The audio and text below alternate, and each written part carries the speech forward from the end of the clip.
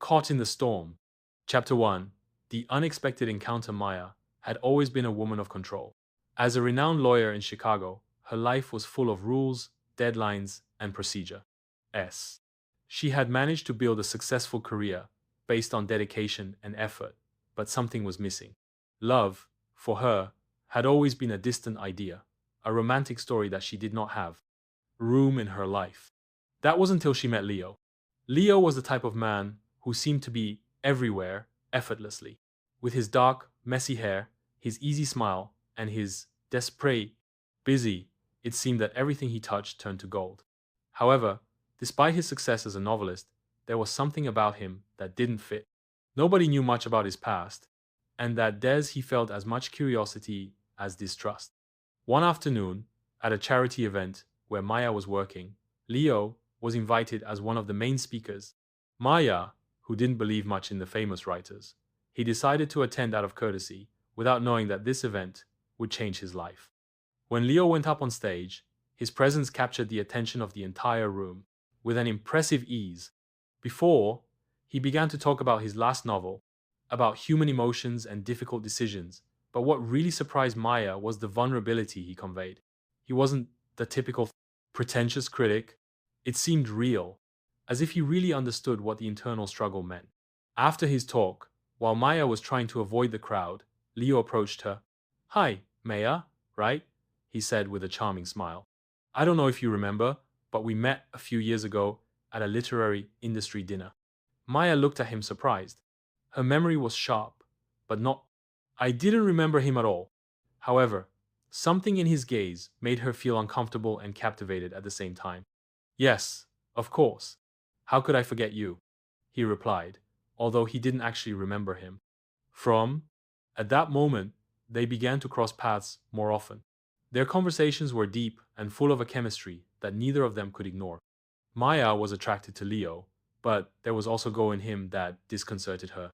There was an air of mystery that she could not decipher, something that made her doubt his intentions. Chapter 2. The Awakening of Passion. In the following weeks, Maya and Leo began to go out more. At first, their dates were cautious. Leo always seemed to know how to make her laugh, how to make her feel special. But something in his attitude made her distrustful. Without embargo, every time she looked into his eyes, she felt a spark of something much deeper.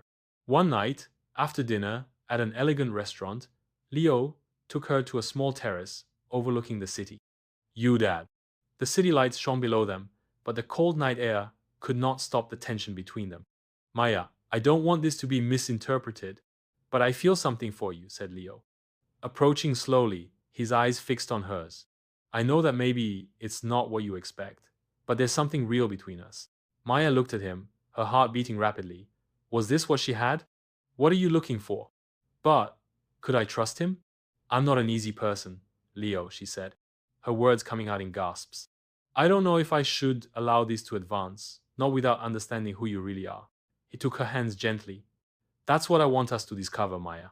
You don't have to trust me immediately, but I want you to give me a chance. At least, I want to demonstrate. I tell you that what I feel is not just a one-night stand." It was at that moment that everything changed. The attraction between them became a passion that neither of them had anticipated. They kissed, on with an intensity that left them breathless, and when their bodies finally joined in the privacy of a nearby hotel room, Maya felt that she had lost control. Her mind told her he said he should stop, but his heart and body could not resist what was happening. Chapter 3. The Storm of Disillusionment. At first, everything seemed perfect. Leo and Maya Kompa. There were moments of intimacy and complicity, and she began to see in him a different person, someone with more depth and vulnerability than she had imagined. However, as time passed, over time, doubts began to surface in Maya's mind. Was this really the man she thought he was? The small inconsistencies in his story began to attract her attention. Nunk.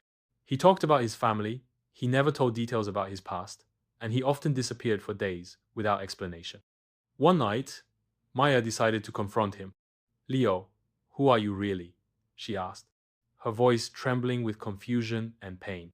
"I have felt all this with you, but I know nothing about you. You always hide yourself somehow." Leo looked at her, a flash of discomfort crossing his face. Fine. Silently, he sighed and spoke with brutal sincerity. I'm sorry, Maya. I've been avoiding the truth because I don't want this to end, but I know I can't keep hiding it. There's something in my past that I don't want you to know. Someone else is involved, and I don't want them to hurt you. Maya's heart stopped. That answer only increased her distrust. She knew there was something else, something that he wasn't telling her. She was saying something that could destroy everything she had felt for him. So, what do you want from me, Leo? A secret romance? A love that you can't share with anyone? Leo, seeing the desperation in his eyes, he tried to approach, but Maya recoiled. What I want is to be with you, but my past doesn't allow it. I am not who you thought. The truth hit Maya like a punch in the stomach. Leo had lied. He had played with her feelings. Everything they had shared had been an illusion, a passion that had been born of a lie. And